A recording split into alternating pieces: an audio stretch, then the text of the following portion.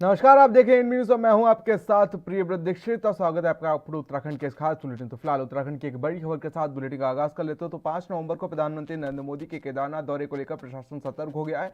वहीं सीएम पुष्कर सिंह धामी ने अधिकारियों के साथ बैठक कर तैयारियों का जायजा लिया। बता दें कि उससे पहले देवस्थानम बोर्ड के सीईओ और गढ़वाल कमिश्नर रमन ने केदारनाथ पहुंचकर पीएम मोदी के भ्रमण कार्यक्रम का तैयारियों का जायजा लिया और इस दौरान उन्होंने जिलाधिकारी मनोज गोयल के साथ चर्चा करते हुए जरूरी दिशा निर्देश भी दिए। पीएम मोदी के दौरे के दौरान उनके द्वारा केदारनाथ पुनर्निर्माण के पहले चरण में पूरे हो चुके निर्माण कार्यों का लोकार्पण और दूसरे चरण में लगभग 120 करोड़ की लागत से होने वाले कार्यों का भूमि पूजन और शिलान्यास भी किया जाना है। पीएम मोदी ने कार्यक्रम को लेकर सफल बनाने में उत्तराखंड शासन और जिला प्रशासन तैयारियों में जुटा हुआ है।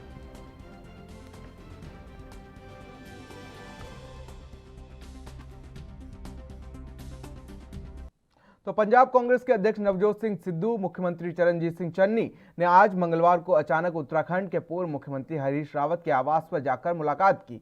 वहां उन्होंने काफी देर तक राजनीतिक हालात पर चर्चा की। विधानसभा चुनाव में उतारने की कोशिशों के रूप में इसे देखा जा रहा है। इसके बाद सभी नेता हरीश रावत के साथ केदारनाथ धाम गए। वहां पूजा अर्चना के बाद दोपहर बाद वे वापस देहरादून लौटे। उत्तराखंड के पूर्व मुख्यमंत्री हरीश रावत ने पिछले दिनों केदारनाथ धाम की यात्रा की थी और अब पंजाब कांग्रेस का भी प्रतिनिधिमंडल भी केदारनाथ धाम पूजा अर्चना करने के बाद उनके साथ गया। पंजाब कांग्रेस के अध्यक्ष नवजोत सिंह सिद्धू ने रावत से मुलाकात के बाद कहा कि कर्तव्य पथ से बड़ा कोई धर्म पथ नहीं होता। धर्म गरीबों का पेट भर रहा है, खुशियां फैला रहा है, यह महादेव का संदेश है।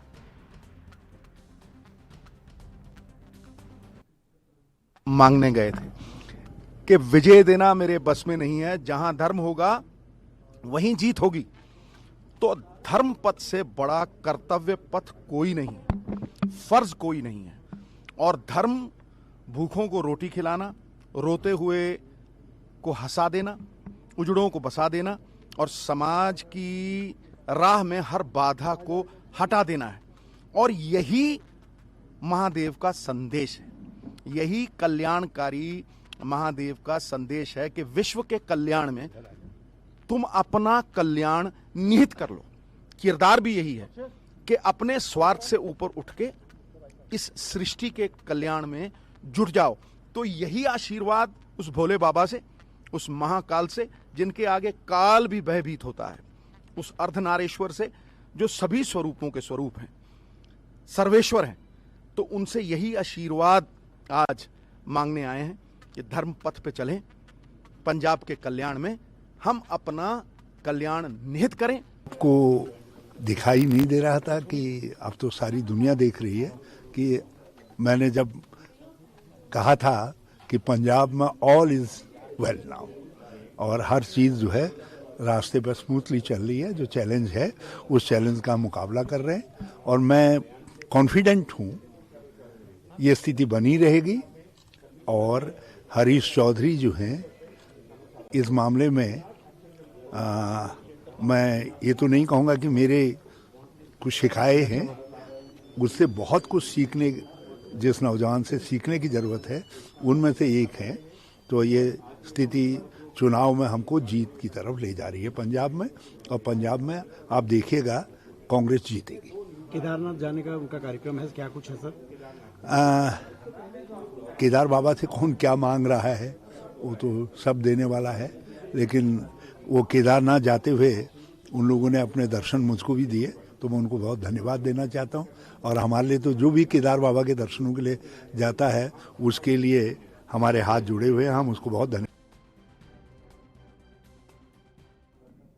और इसी खबर पर अपडेट्स के साथ हमारे साथ हरीश खंडेला हमारे संवाददाता हमारे साथ जुड़ चुके हैं। हरीश जी, क्या कुछ अपडेट है इसको लेकर? आज पंजाब के मुख्यमंत्री चरणजीत सिंह चन्नी और कांग्रेस प्रदेश अध्यक्ष पंजाब के नवजोत सिंह सिद्धू आज उत्तराखंड पहुंचे। तो उत्तराखंड में लगातार कांग्रेस अपना विस्तार करती नजर आ रही है और लगातार कोई भी कोशिश नहीं छोड़ना चाह रही है, जिस तरीके से देखा जा रहा है।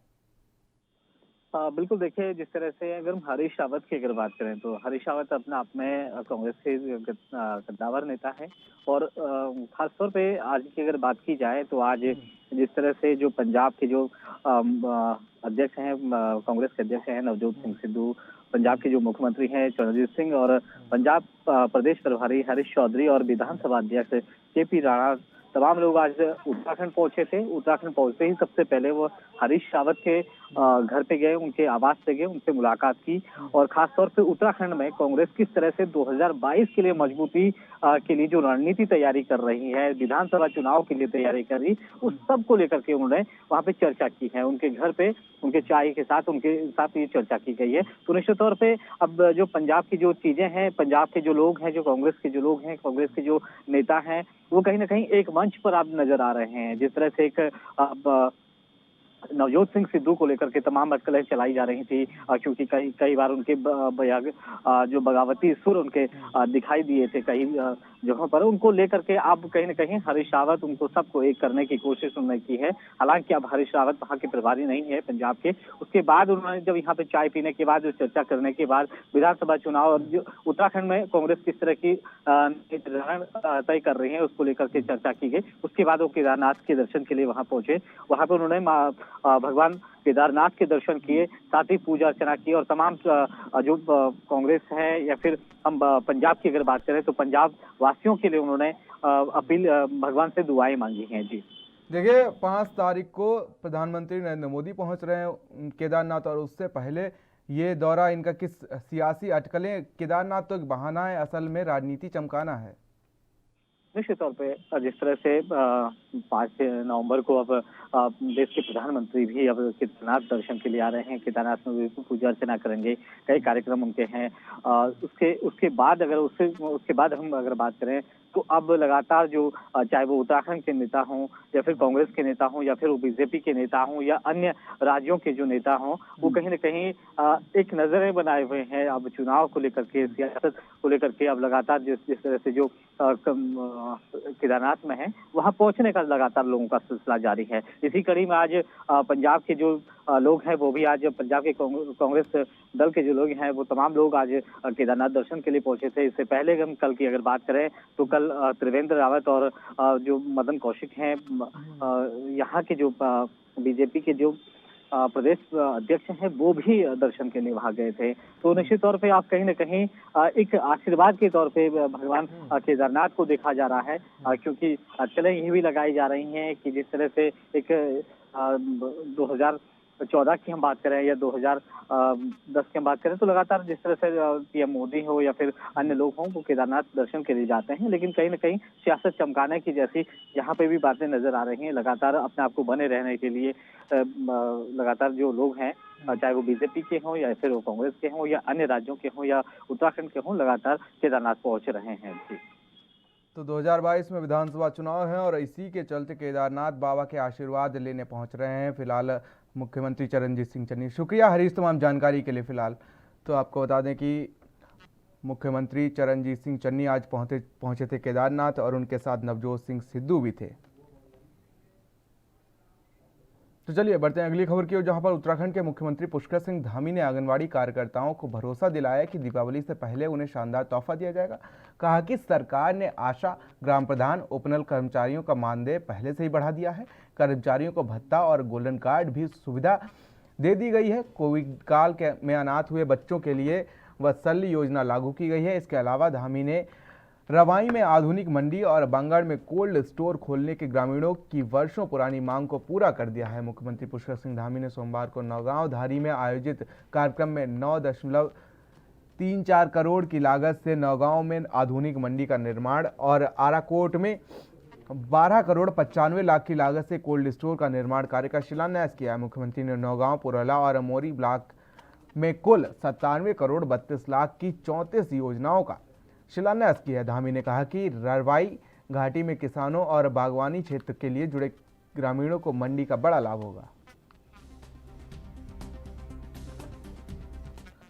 तो उत्तराखंड 2022 के विधानसभा चुनाव को लेकर निर्वाचन आयोग ने तैयारियां तेज कर ली हैं। मुख्य निर्वाचन अधिकारी सौजन्य का कहना है कि इस बार 2022 में विधानसभा चुनाव में कुछ बदलाव किया गया है, जिसके मुताबिक 80 साल से अधिक उम्र के मतदाताओं को घर पर ही वोट देने की सुविधा उपलब्ध कराई जाएगी।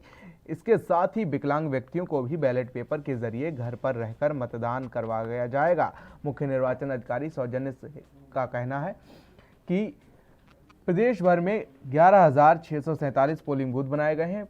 प्रदेश में कुल मतदाताओं की संख्या 78,46,000 है। राज्य निर्वाचन आयोग चुनाव ने तैयारी शुरू कर दी है। तो वहीं आपको बता दें कि राज्य में सीनियर सिटीजन 1,86,000 से अधिक है।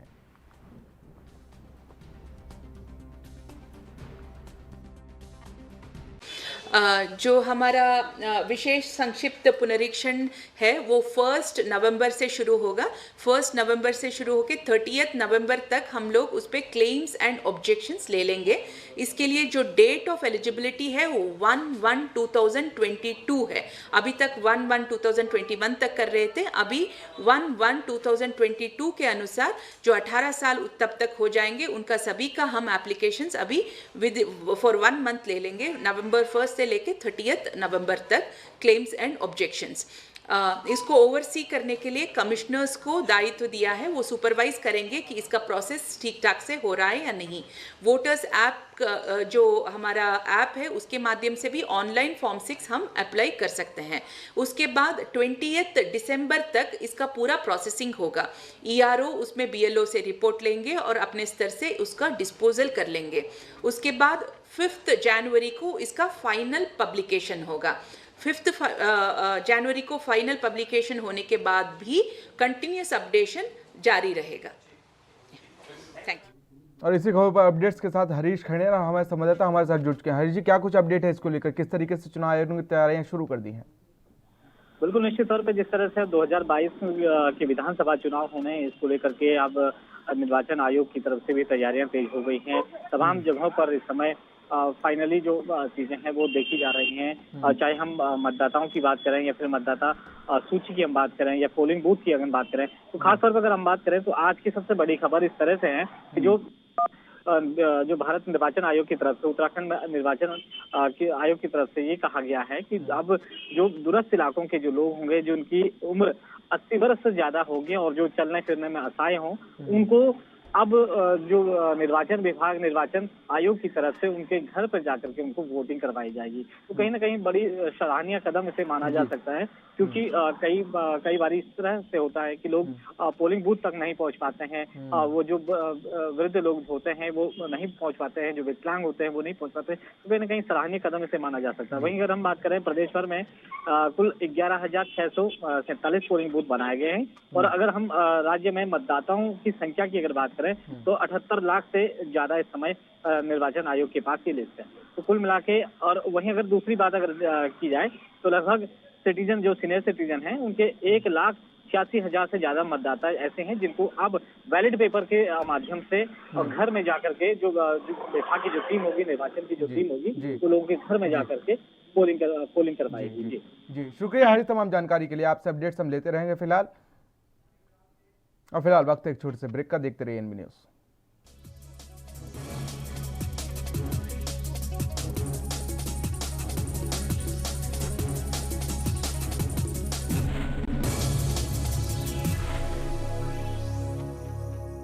उत्तराखंड में सुशासन की पहचान बन चुकी हेल्पलाइन सेवाएं आज उत्तराखंड के कोने कोने तक पहुंचकर सरकार और जनता के बीच की दूरियों को खत्म कर रही हैं। स्वास्थ्य, शिक्षा, ऊर्जा, महिला सुरक्षा और आपदा प्रबंधन सहित सभी हेल्पलाइन सेवाओं के जरिए न सिर्फ लोगों की शिकायतें सीधे सरकार तक पहुंच रही हैं, बल्कि उन पर तेजी से कार्रवाई करते हुए शिकायतकर्ताओं को संतुष्ट भी किया जा रहा है। Uttarakhand state disaster management authority 1077, district emergency operation centre 1070, Ayushman state health authority 155368, medical and disaster assistance 108, Uttarakhand CM helpline 1905, electricity related issues 1912, national health mission 104, assistance to children 108।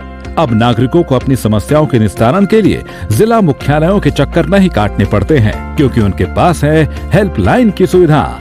आज घर बैठे सिर्फ एक फोन कॉल पर दर्ज जन शिकायतों का तय समय में निपटारा हो रहा है। उत्तराखंड सरकार का उद्देश्य है सेवा शक्ति और क्षमता का विस्तार करते हुए आम आदमी से जुड़े विभागों द्वारा उच्च स्तर की पारदर्शी सेवाएं आम नागरिकों तक आसानी से पहुंचे। इसी मकसद को पूरा कर रही है हेल्पलाइन, जो आज बन चुकी है प्रदेश की लाइफलाइन। हेल्पलाइन का नंबर घुमाओ, हर समस्या का समाधान पाओ।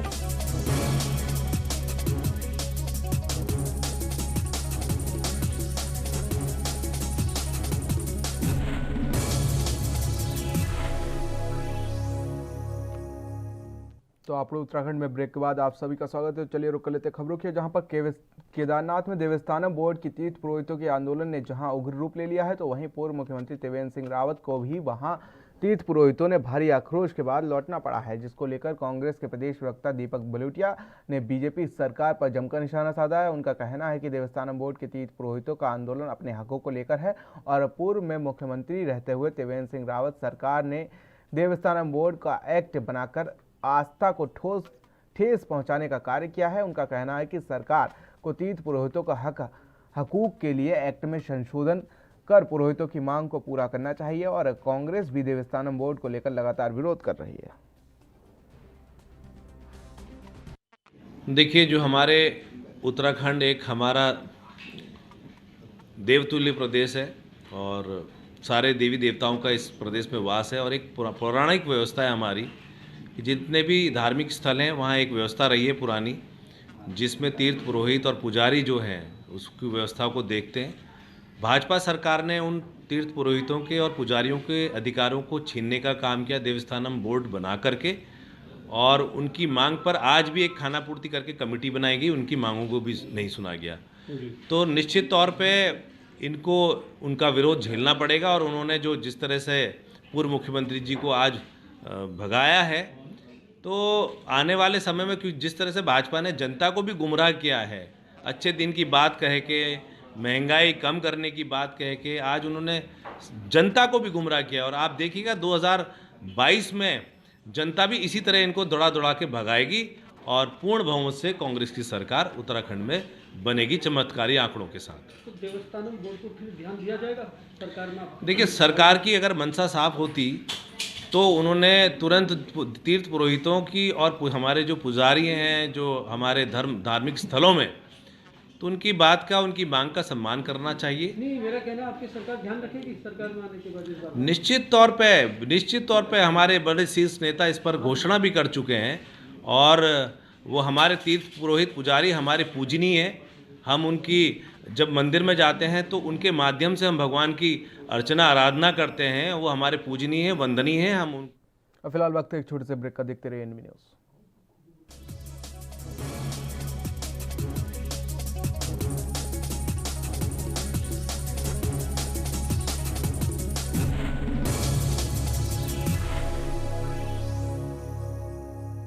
साल 2013 के दौरान श्री केदारनाथ धाम में आई आपदा में आदिगुरु श्री शंकराचार्य की समाधि को भी भारी क्षति पहुंची थी। श्री केदारनाथ को साक्षी मानकर लिया गया एक महान संकल्प। ऐसा भव्य दिव्य आदि शंकर का वो स्थान बने, उनका समाधि स्थल बने, और वो भी ऐसे बने कि आदि शंकर का स्थान केदार से थोड़ा सा भी अलग हुआ ऐसा अनुभव न करे। प्रधानमंत्री श्री नरेंद्र मोदी के दिशा निर्देशन में श्री केदारनाथ धाम के पुनर्निर्माण के साथ साथ आदिगुरु श्री शंकराचार्य की समाधि भी पुनर्निर्मित की गई है।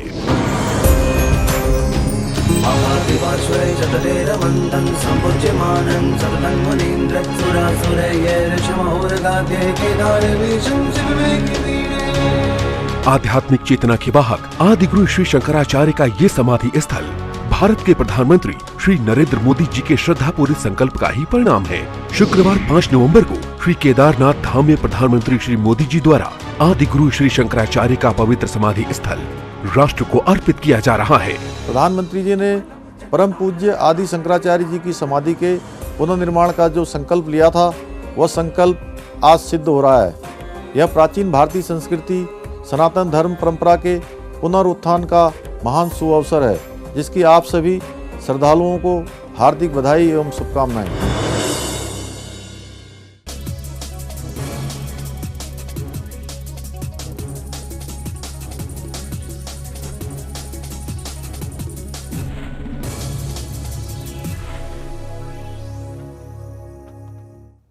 तो ब्रेक के बाद आप सभी का अपने उत्तराखंड में स्वागत है। तो खबर हल्द्वानी से है, जहां पर आपको बता दें हल्द्वानी कालाडूंगी मार्ग पर नगर निगम की ओर से मुखानी के ब्लॉक तक डिवाइडर के बीच स्ट्रीट लाइटें लगाई गई हैं। शहरी विकास मंत्री वंशीधर भगत और मेयर डॉक्टर जोगेंद्र पाल सिंह रौताला ने इनका लोकार्पण किया है। लोकार्पण के बाद लाइटों को चालू कर दिया गया है और इससे सड़क पूरी तरीके से जगमगा उठी है। नगर निगम के अधिकारियों के मुताबिक कालाडूंगी रोड पर 94 पोल और 188 लाइटें लगाई गई हैं। इसमें से लगभग 83 लाख रुपए की धनराशि खर्च हुई है। कैबिनेट मंत्री ने इसे नए शहर का निर्माण बताया है, तो वहीं उनका कहना है कि कालाडूंगी विधानसभा में सड़क चौड़ीकरण के कार्य किया जा रहा है। साथ ही विधानसभा क्षेत्र में पार्कों का भी निर्माण किया जा रहा है, जिससे कालाडूंगी विधानसभा में अपने आप में आदर्श विधानसभा बन पाएगी। और इसी के साथ हाईवे लाइटें के उद्घाटन के अवसर पर स्थानीय जनप्रतिनिधियों ने भी शहर में खुशी जाहिर की है। मेयर साहब की कृपा है, बहुत परिश्रमी हैं। उन्होंने बहुत पूरे क्षेत्र में लाइटों का एक जाल बिछा दिया है।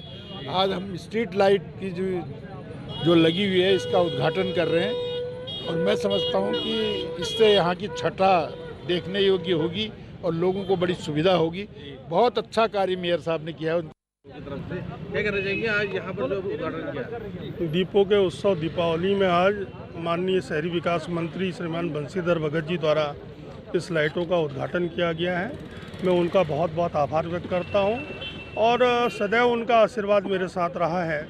और इसके अलावा समय समय पे मुझे वो चेताते भी रहते हैं, निर्देश भी देते रहते हैं कि जल्दी इन क्षेत्रों में डोर टू डोर कलेक्शन और सफाई कर्मी भी आप दीजिए। कहीं कोई धन की कमी आएगी तो वो भी मैं पूरा करूंगा।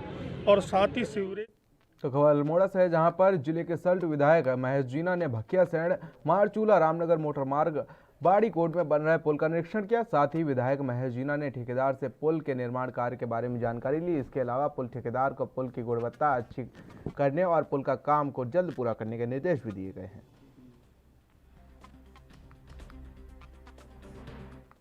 तो हरिद्वार में दीपावली के वक्त लगने वाले पटाखों का बाजार को लेकर पुलिस प्रशासन सख्त है और प्रशासन ने पटाखों के बाजार के लिए अलग से स्थान चिन्हित कर लिया है। साथ ही आपको बता दें कि संकरे बाजारों में पटाखे की दुकान लगने पर रोक लगाई गई है। वहीं फायर ब्रिगेड की ओर से भी अलग दुकानें लगाने को चेताया गया है। आग लगने की घटना को रोकने के लिए टीमें बनाई गई हैं। गौरतलब है कि हर बार नियमों को दरकिनार कर पटाखों की दुकान लगाई जाती हैं, जिससे कई बार आग लगने की घटना होने लगी है। तो वहीं आपको बता दें कि फायर ब्रिगेड की टीम का मौके पर पहुंचना मुश्किल हो जाता है, इसलिए पहले से ही प्रशासन ने कमर कस ली है।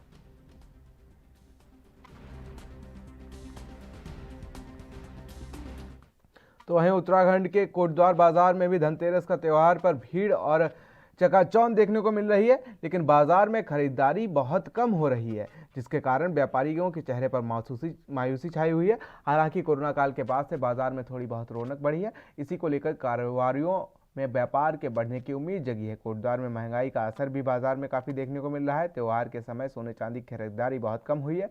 लोग पूजा के तौर पर चांदी का सिक्का, छोटी मूर्तियां ज़्यादा खरीदते नजर आ रहे हैं। तो इस बार मैं देख रहा हूं कि पहले से काफ़ी अच्छा है, लोगों में उत्साह है। हालांकि परचेजिंग पावर अभी भी इतनी ज़्यादा नहीं है, पर लोगों में उत्साह है, मार्केट में भीड़ है।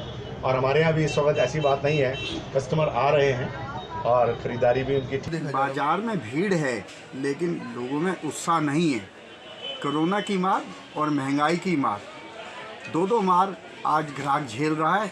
सिर्फ एक उत्सव की एक जो फॉर्मेलिटी होती है वो पूरी कर रहा है। पहले जिस भाई की तो खबरों फिलहाल इतना ही। देश और दुनिया के तमाम छोटी बड़ी खबरों के लिए बने रहिए एनबी न्यूज़ के साथ। नमस्कार।